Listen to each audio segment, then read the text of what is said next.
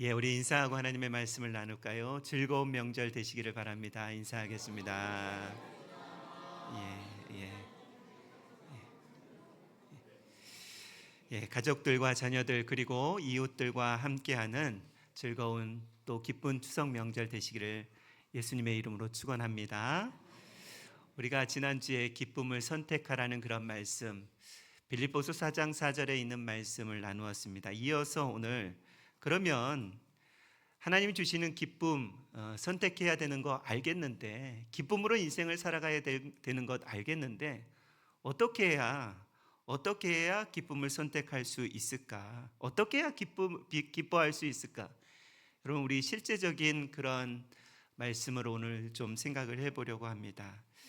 여러분, 기뻐하는 것은요, 하나님의 명령입니다. 그 명령, 우리에게 선택 권한을 허락하셨다라는 것입니다. 그저 선택하시면 되는데 이게 잘 안 돼요. 여러분, 항상 기뻐하라 오늘 말씀하지 않으십니까? 그런데 여러분, 항상 기뻐할 수 있습니까? 아멘 하셔야죠. 예, 항상 기뻐할 수 있어야 됩니다. 내 상황과 환경을 보면 기뻐할 수 없지만 하나님이 하실 일들을 신뢰하면 기뻐할 수 있는 줄로 믿습니다. 기뻐할 수 있는 첫 번째 비결은요, 하나님이 하실 일을 신뢰해야 합니다. 내 상황과 환경에 묶여서 그 상황과 환경을 늘 바라보며 절망하고 좌절하는 것이 아니라 하나님 능치 못하심이 없습니다 라고 신뢰하면 기쁨은 우리의 것이 되는 줄로 믿습니다. 여러분, 이 땅에 태어나고 싶어서 태어난 사람 한 사람도 없습니다. 우리 중에요, 내가 이 땅에 태어나야지 그렇게 다짐하고 결심해서 이 땅에 이 자리에 있으신 분들이 아무도 없다라는 것입니다. 하나님께서 나를 이 땅에 보내셨고, 그리고 하나님께서 나를 나같이 부족한 자를 하나님의 자녀로 부르셨기 때문에 우리는 하나님을 신뢰해야 합니다. 하나님의 뜻과 섭리와 계획이 우리 모두 가운데 있다라는 것을 신뢰하면요, 우리는 그저 기뻐할 수가 있습니다. 하나님이요, 우리 모든 것을 창조하시고 때를 따라 아름답게 하셨다라고 그렇게 전도서 3장 11절 12절은 이렇게 말씀하고 있습니다. 하나님이 모든 것을 지으시되 때를 따라 아름답게 하셨고 사람이 사는 동안 기뻐하는 것보다 더 나은 것이 없는 줄 아노라 말씀하셨습니다. 하나님이 어떻게 하셨다고요? 모든 것을 창조하시고 때를 따라 아름답게도 하시고, 그리고 기뻐하며 사는 것이 더 나은 것이 없다라고 그렇게 말씀하고 있는 것입니다. 여러분, 봄은 봄대로 아름답고요, 무더운 여름철이지만 여름은 여름대로, 가을은 가을대로, 겨울은 겨울대로 아름다운 것입니다. 왜냐하면 하나님이 정하시고 때를 따라 아름답게 인도하시기 때문에 그렇습니다. 하나님은 모든 계절을 창조하시고요, 아름답게 창조하시고 그 아름다움을 느끼면서 우리가 살아가도록 그렇게 명령하셨습니다. 이것을 조금 바꾸어 보면요, 이렇습니다. 인생의 봄인 청춘 얼마나 좋으셨습니까? 그런데 나는 인생의 봄인 청춘으로 돌아가라고 하면 여기 많은 분들이 안 돌아가겠다고 하시는 분들도 있을지 모르겠습니다. 얼마나 고생했는데 인생의 청춘 때 내가, 이렇게 생각하시는 분들도 계실 것입니다. 그런데요, 그 청춘 때도 참 아름다웠습니다. 여러분, 인생의 중년, 뜨거운 여름과 같은 인생의 중년을 보내지 않으셨습니까? 그때도 하나님은 아름답게 하셨습니다. 인생의 가을, 노년이죠. 우리 가운데 노인은 없어도 노년의 인생을 살아가시는 분들이 많으실 텐데 지금 이 순간도 참 하나님은 아름답게 우리를 인도하시는 줄로 믿습니다. 그렇다면 뭐를 믿어야 되냐면요, 인생의 겨울인 죽음이 다가와도 하나님은 우리를 아름답게 인도하실 것을 믿어야 된다는 것이죠. 무슨 일을 만나도 하나님은 우리의 삶을 아름답게 하신다라는 그 하나님에 대한 전적인 신뢰가 있으면요, 기뻐할 수 있는 것입니다. 아름답다고 믿어야 합니다. 왜냐하면 하나님이 아름답게 창조하셨고 아름답게 인도하시고 계시기 때문에 어느 계절 어느 시간을 살아가고 있든지 우리는 하나님을 신뢰하기 때문에 기뻐할 수 있다는 것입니다. 이 인생이 다 살고 나서 후회하지 않는 인생이다라는 것을 말씀드리는 것입니다. 여러분, 인생의 봄, 여름, 가을, 겨울, 해가 뜰 때나 질 때나 일이 잘 됐다나 안 될 때나 인생에 일어나는 모든 일들이 때를 따라 아름답게 하신 하나님을 신뢰하시고 기뻐하시는 저와 여러분들 되시기를 바랍니다. 예수 믿는 사람들은요, 또한 모든 것을 협력하여 하나님께서는 선을 이루신다라고 말씀하셨습니다. 로마서 8장 28절의 말씀, 우리가 너무나도 잘 알고 있는 말씀입니다. 우리가 알거니와 하나님을 사랑하는 자, 바로 우리들에게 말씀하는 것이죠. 곧 그의 뜻대로 부르심을 입은 자들에게는, 우리에게는 모든 것이 합력하여 선을 이루느니라. 이 말씀은 무슨 일이 있든지 결국 하나님이 좋게 인도하신다라는 것입니다. 그렇기 때문에 기뻐해라 라고 우리에게 명령하는 것이고요, 우리는 그 기쁨을 선택하기만 하면 된다라는 것입니다.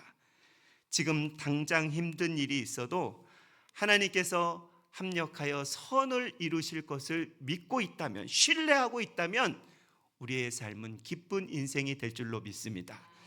지난주에 우리가 보았듯이 바울은요, 빌립보 감옥에 들어가서도 빌립보 교인들에게 기뻐하라고 그렇게 선포했습니다. 그랬더니 결과가 어떻게 됐습니까? 간수장이 예수를 믿게 되고요, 빌립보 교회라는 공동체가 탄생하게 되었습니다. 바울이 타고 가는 배가 파산이 되어도 기뻐하라고 했는데 그 결과 그 배 안에 타 있던 모든 사람들이 예수 믿게 되는 역사가 일어났다라는 것이죠. 거저 얻어지는 것은 없습니다, 여러분. 우리가 말씀에 순종하고 말씀대로 살아갈 때, 하나님을 신뢰하면서 살아갈 때 하나님의 역사는 일어나는 줄로 믿습니다. 바울이 자기 잘 살자고 살았던 사람 아니지 않습니까? 여러분, 돌에 맞아 기절했을 때도요, 바울은 기뻐했어요. 그 결과 영적인 아들 디모데를 얻는 역사가 일어나고요, 바울이 감옥에 여러 번 들어가서도 기뻐했습니다. 그 결과 어떤 일들이 일어났죠? 바울서신 13권을 감옥 안에서 하나님의 말씀을 기록하는 그 역사도 일어났다라는 것입니다. 어떻게 했더니요, 모든 것이 합력하여서 선을 이루신다라는 그 하나님을 믿었더니 바울은 그런 놀라운 역사를 체험하게 되었다라는 것입니다. 여러분, 지금의 고난과 환난과 큰 기도의 제목이 있어도 모든 것을 합력하여 선을 이루시는 그 하나님을 신뢰함으로 기뻐할 수 있기를 바랍니다. 하나님은 선을 이루실 것입니다. 또 범사에 하나님을 인정하는 그런 삶을 살 때 하나님은 우리를 인도해 주신다라는 것이죠. 잠언 3장 5절 6절 말씀에 이렇게 말씀하고 있습니다. 너는 마음을 다하여 여호와를 신뢰하고 내 명철을 의지하지 말라. 범사에 그를 인정하라. 그리하면 내 길을 지도하시리라 라고 말씀하고 있습니다. 하나님은 아무에게나 우리의 길을 지도하시고 인도하시지 않습니다. 범사에 하나님을 인정하는 사람들에게 하나님께서는 우리의 삶을 인도하신다라고 말씀하고 있습니다. 모든 일과 삶에는요, 하나님이 살아서 도와주신다라고 그렇게 믿고 인정하는 사람들에게, 신뢰하는 사람들에게 하나님은 그 길을 인도해 주신다라는 약속의 말씀입니다. 여러분, 어려운 일을 만났어도요, 하나님이 인도하신다라는 사실, 우리는 거기까지는 합니다. 어려움을 만났을 때 하나님 나를 인도해 주시지 라고까지는 믿습니다. 그런데 그 다음이 문제예요. 그리고 절망하면 안 돼요. 그리고 슬퍼하면 안 된다는 것이죠. 하나님은 나를 인도하시지라고 하고 울고 있으면 어떻게 되겠습니까? 하나님은 나를 인도하시지 기뻐해야지. 하나님은 나를 이끄시지 감사해야지. 이런 믿음의 고백으로 우리의 삶의 고백으로 나아갈 때 하나님이 역사하는 거지, 믿고 그저 우리의 삶에 무엇인가 드러나기를 원한다면 안 되는 것입니다. 하나님은 우리에게 믿음의 행보를 한 걸음만 더 옮겨라, 믿는 그 자체에서 그치지 말고 한 걸음 더 내다보고 기뻐해라 라고 그렇게 말씀하고 있습니다. 여러분, 살다 보면요, 내 힘으로 견딜 수 없는, 그런 내 힘으로 건널 수 없는 그런 홍해를 만나기도 합니다. 그때 원망하고 불평하고 낙심하는 것이 아니라 오히려 하나님을 신뢰하고 찬양하시기 바랍니다. 우리가 생각하지 못했던 그 바닷길을 하나님께서는 내실 줄로 믿습니다. 그게 믿음입니다. 여러분, 현실 앞에 막혀있는 사람은 믿음이 있노라 하면서도 없는 사람이에요. 믿음이 있으면 그 믿음의 자리를 뚫고 그 어려움의 상황의 자리를 뚫고 지나갈 수 있는 사람이 믿음이 있는 사람입니다. 또 여러분, 우리가 살다 보면요, 거대한 골리앗도 만나게 되는 것이 우리의 인생의 삶입니다. 그때 염려하지 마시고 걱정과 근심하지 마시기 바랍니다. 담대하게 앞을 향해서 전진해라.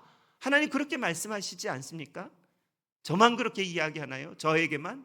모든 믿는 사람들에게 그러한 이 골리앗이 나타났을 때 담대하게 믿고 나아가라 라고 그렇게 말씀하십니다. 그랬을 때 내가 가지고 다니던 그 작은 물맷돌로요, 그 골리앗을 이길 수 있게 되는 것입니다. 견고한 여리고성도 우리가 삶을 살아가다 보면 만나게 됩니다. 꽉 막혀있는 상황 가운데 맞닥뜨리게 된다는 것입니다. 내 힘으로 도저히 해결할 수 없는 견고한 여리고성이 만날 때 하나님을 신뢰하고 찬양한다면, 여러분, 이스라엘 백성들이 여리고성을 싸워서 이겼습니까? 하나님이 말씀하신 대로 그 여리고성을 빙빙빙빙빙 돌았어요. 그리고 7째 날 소리 질러라고 했을 때 소리를 확 하고 소리를 지르니까 그 성이 하나님이 무너뜨려 주신 것입니다. 이건 말씀에 순종했더니 이런 역사가 일어나는 것이죠. 하나님의 말씀에 신뢰하고 그분을 신뢰하고 순종했더니 이런 역사가 일어나는 것입니다. 여러분, 이번 추석 명절 가족들과 자녀들과 함께 하실 텐데, 많은 사람들을 만나게 될 텐데, 사람을 보면서 사람의 이야기를 들으면서 실망하지 마십시오. 하나님을 신뢰한다면요, 하나님 역사를 일으키실 줄로 믿습니다. 그런데 우리가 해야 될 일이 있습니다. 아직 예수를 안 믿는 사람들에게는 지혜롭게 예수를 전할 수 있는 담대함이 있어야 된다는 것입니다. 이 예수 믿으라고 하면 가정의 분위기가 즐거운 명절인데 싸해지겠지? 내 생각이죠. 내 생각입니다. 물론 지혜로움은 있어야 되지만 때를 얻든지 못 얻든지 복음은 전하게 되어 있습니다. 그것이 하나님의 뜻이고 명령이라는 것이죠. 여러분, 큰 문제가 나타났다면 하나님을 신뢰하고 담대하시기를 바랍니다. 큰 문제가 있다는 것은요, 큰 기쁨이 예고되어 있다는 것입니다. 문제 없는 해결은 없습니다. 문제가 있었기 때문에 해결이 되는 것이고요, 기도 제목이 있었기 때문에 응답이 되는 것입니다. 문제 앞에 작아지지 마시고 하나님을 신뢰하고 기뻐하시는 저와 여러분 되시기를 바랍니다. 여러분, 하루하루 하나님께서 주신 선물이라고 우리가 잘 알고 있습니다. 우리가 살아가고 있는 이 하루하루는요, 하나님이 주신 선물이라고 그렇게 잘 알고 있습니다. 이것을 먼저 고백했던 사람은 다윗입니다. 다윗이 하루하루가 다 선물이니 기뻐하고 즐거워하겠습니다라고 고백했습니다. 시편 118편 24절에 이날은 여호와께서 정하신 것이라 이날에 우리가 기뻐하고 즐거워하리로다 라고 그렇게 다윗이 고백합니다. 이날, 바로 오늘은 기뻐하고 내가 즐거워하겠습니다 라고 그렇게 다윗은 고백한 것입니다. 다윗이 문제가 없어서 기뻐하고 즐거워했을까요? 그렇지 않습니다. 다윗도요, 우리보다 더한 문제가 있으면 있었지 상황과 환경이 좋았던 것이 아닙니다. 영어 성경에서는 이렇게 표현합니다. 오늘은 선물입니다 라고 그렇게 번역하고 있습니다. 우리는 오늘이라는 선물을 받았기 때문에 다윗처럼 기뻐하고 즐거워해야 하는 줄로 믿습니다. 하나님은 우리의 환경을 바꾸시는 것이 아니라요, 물론 환경도 바꾸시죠. 그런데 먼저 내가 기쁨을 선택하도록 내 마음을 바꾸신다라는 것입니다. 내 마음을 바꾸면요, 가정이 변화되는 역사가 일어납니다. 내 마음을 바꾸면 환경이 변화되는 역사가 일어나는 것입니다. 우선은 내 마음이라는 것이죠. 상대방을 바꾸려고 자꾸 그렇게 애쓰지 마시고요, 나만 바뀌면 돼요. 나만 바뀌면, 내 안에 기쁨만 채우면 우리의 가정도 바뀌고요, 우리의 교회도 바뀌고요, 내가 속한 모든 것이 다 바뀌어진다는 것입니다. 그렇기 때문에 우선순위는 내 마음입니다. 내 마음의 즐거움과 기쁨으로 채우시기를 바랍니다. 이것이 내가 하나님을 신뢰할 때, 하나님의 약속을 신뢰할 때 항상 기뻐할 수 있는 첫 번째 비결입니다. 두 번째는요, 감사할 때 기쁨이 생긴다라는 것입니다. 여러분, 제가 우리 성도님들에게 모르는 이야기 하고 있습니까? 지금 다 알고 있는 이야기를 하는데요, 안 되는 거예요. 여러분만 안 된다고 제가 이야기하지 않습니다. 저도 잘 안 돼요. 그런데 다시 해봅시다 라는 그런 말씀입니다. 다시 하면 하나님께서 함께 하시면 됩니다라고 그렇게 말씀을 드리는 것입니다. 감사는요, 기쁨을 여는 문과 같습니다. 성경은 감사함으로 그의 문에 들어간다라고 시편 100편 4절에 감사함으로 그의 문에 들어가며 찬송함으로 그의 궁전에 들어가서 그에게 감사하며 그의 이름을 송축할지어다 라고 그렇게 말씀하고 있습니다. 하나님에게는 기쁨, 충만한 기쁨이 있고 영원한 즐거움이 있다라고 그렇게 성경은 말씀하고 있지 않습니까? 기쁨과 즐거움이 넘치는 하나님의 궁전에 들어갈 때, 감사의 문을 통과할 때, 그럴 때 우리에게는 기쁨이 넘쳐나는 인생, 즐거움이 있는 인생이 되는 것입니다. 하나님의 궁전에는요, 기쁨이 충만하다라는 것입니다. 이 말을 조금 바꾸어서 이야기해 보겠습니다. 하나님의 성전이 어디예요, 여러분? 여기예요? 여기죠. 여기 맞습니다. 여기인데도 여기도 하나님의 성전이고요, 우리의 마음도 하나님의 성전입니다. 우리의 마음이 하나님의 성전이기 때문에 이 안에 기쁨이 충만해야 된다라는 것이죠. 이 안에 은혜가, 능력이, 그리고 하나님의 자원으로 충만한데, 그것을 모르고 살아가는 이 시대의 성도들이 참 많이 있습니다. 내 마음 안에 다 있어요. 선택을 안 하는 거예요. 내가 기쁨을 주셨는데도 그 기쁨을 선택하기보다 절망을 선택할 때가 많고요, 행복을 주셨는데 행복을 선택하는 것이 아니라 염려를 선택할 때가 얼마나 많은지 모른다라는 것입니다. 여러분, 감사하면 기쁨의 문은 활짝 열리게 되어 있습니다. 감사하면요, 즐거움의 문, 능력의 문, 기적의 문은 활짝 열리게 되어 있다는 것입니다. 작은 감사를 해보십시오. 우리의 자녀들에게 내 아들 되어서 참 감사하다, 내 딸 되어서 참 감사하다 해보세요. 추석 명절 앞에 명절 예배 드리시고, 아들아, 네가 내 아들 돼서 참 감사하다, 딸아, 네가 내 딸 돼서 너무너무 감사하다 얘기해보세요. 그러면요, 가슴이 뭉글뭉글할걸요. 가슴에 주시는 벅참이 내게 있을걸요. 아들에게는 없을지도 몰라요. 그 소리를 듣는 아들은 모를지도 몰라요. 그러나 내 마음 가운데는요, 하나님 주시는 은혜가 폭포수처럼 올라오게 될 것입니다. 그리고 한번 안아줘 보세요. 언제 안아줬어요? 여러분, 다 이제 어르신들, 우리 연세 드신 어르신들, 아들 언제 안아줘 보셨어요? 어릴 때? 그렇죠. 어릴 때는 많이 안아줬죠. 커서는 그 아들이 마음이 늘 단단할까요? 그렇지 않습니다. 그 아들도 힘들고 어려운 세상 보내느라고요, 마음 한켠에 힘들고 어려움이 있습니다. 아버지 나도 힘들어요, 엄마 나도 힘들어요 라는 그런 마음이 그 안에 있다니까요. 한번 안아주는 것으로 말 한마디가 하나님의 은혜로 풍성해진다라는 것입니다. 여러분, 불평하는 입술에는 감사가 사라지지만요, 감사하는 입술에는 찬양이 넘쳐나는 줄로 믿습니다. 해가 뜰 때도 있고 햇볕이 뜨거울 때도 있습니다. 그럴 때도 감사해야 됩니다. 해가 질 때도 있고, 그리고 풀 한 포기를 보고도 우리가 감사해야 됩니다. 자연, 그리고 나무 한 그루들을 보고도 우리가 감사하는 마음으로 이 땅을 살아가야 기쁨 가득한 인생을 살아갈 수가 있다라는 말입니다. 여러분, 다니엘은요, 페르시아의 정치인들의 모함 앞에 사자굴에 던져졌습니다. 다니엘이 뭐 잘못해서 사자굴에 들어갔나요?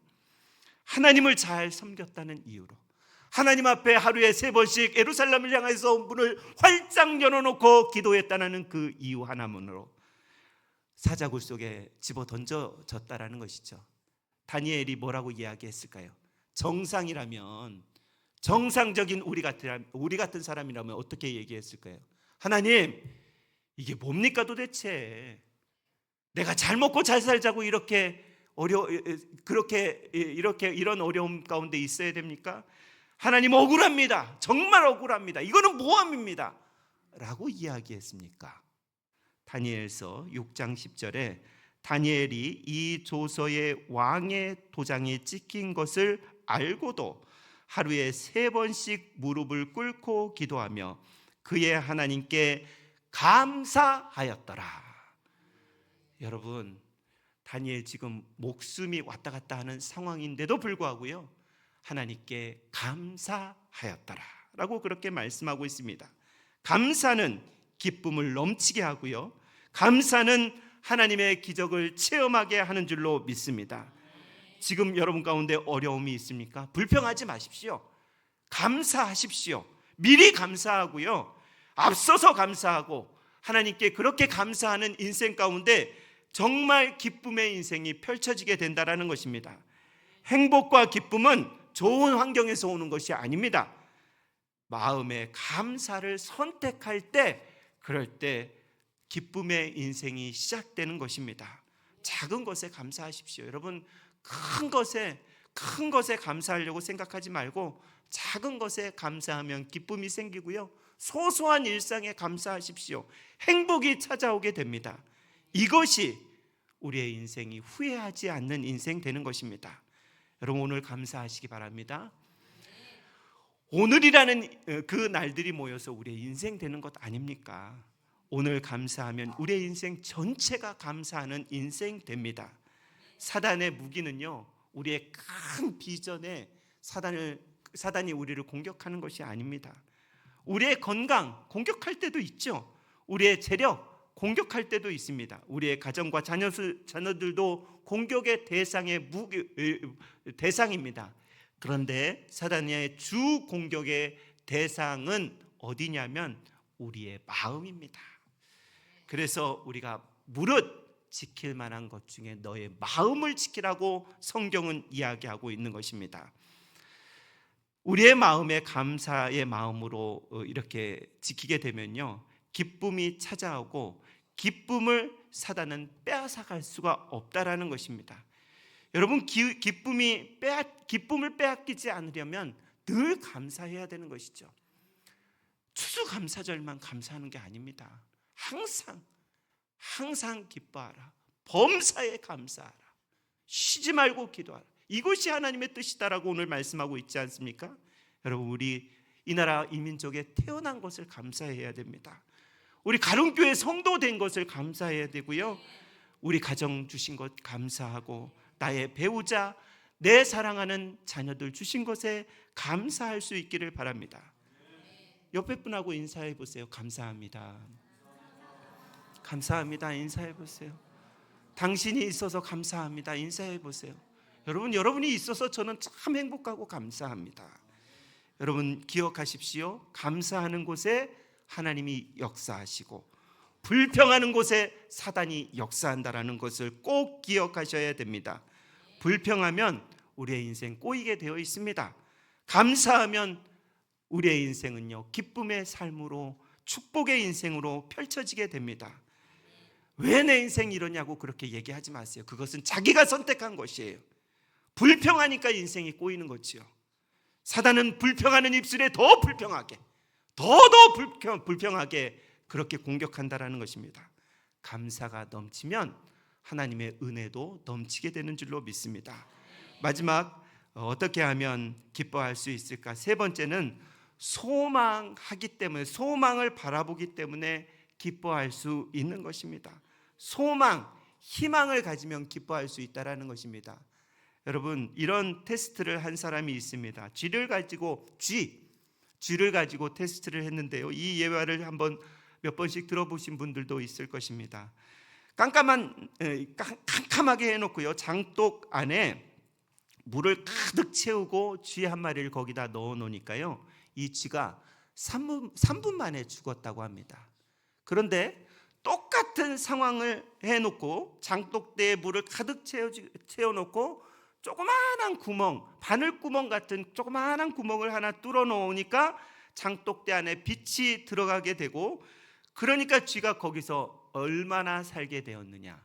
캄캄했을 때는 3분 살았지만 이렇게 조그마한 빛이 한 줄기 투여되니까 36시간 살았다고 합니다.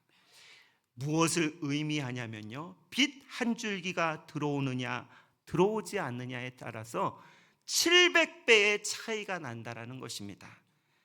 여러분, 사람도 똑같습니다. 사람도요, 아무리 어려워도 희망과 소망이 있고 기쁘게 산다면요, 우리가 롱런할 수 있다라는 것을 말씀하고 있는 예화입니다.